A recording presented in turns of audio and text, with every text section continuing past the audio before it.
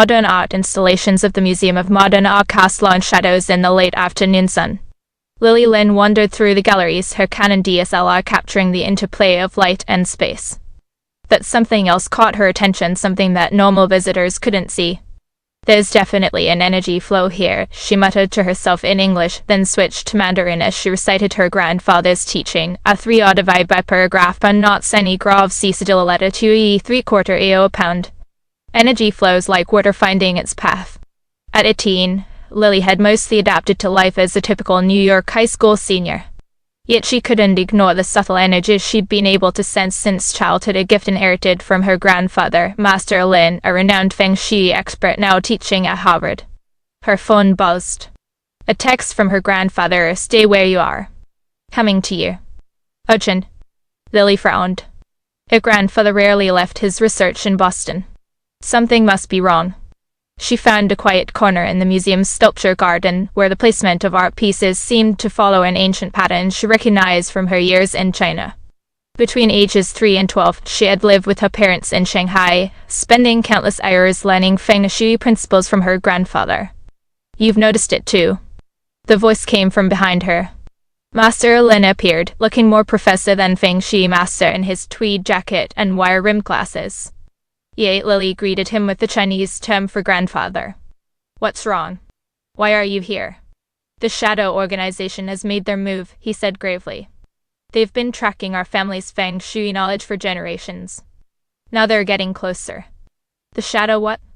Lily's American accent in Mandarin slipped out in her confusion. "What are you talking about?"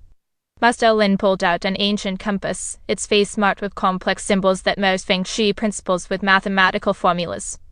"This isn't just about traditional Feng Shui anymore, Lily. They're after something bigger: the ability to manipulate energy fields in modern architecture, to control the flow of power in cities." "But that's just old superstition, right?" Lily's scientific mind, the one that had earned her early admission to Columbia's physics program, struggled with the implications. "Is it?" Her grandfather gestured at the museum around them. "Why do you think certain buildings make people feel certain ways? Why do some spaces energize while others drain?" The ancient masters understood something that modern science is only beginning to grasp. A security guard walked past, giving them an odd look. Lily noticed how the guard's path curved naturally around a particular sculpture, as if pushed by an invisible force.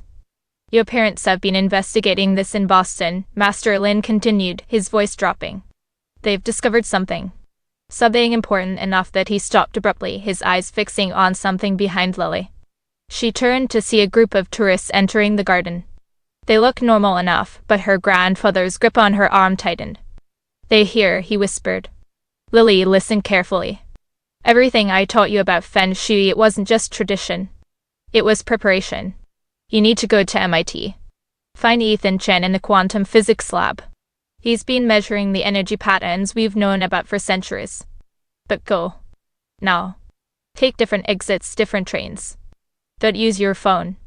Remember what I taught you about sensing energy paths, use them to hide."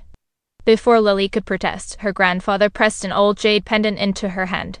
It felt warm, almost alive with energy. "Your parents hid the key to everything in plain sight in the most modern place they could think of.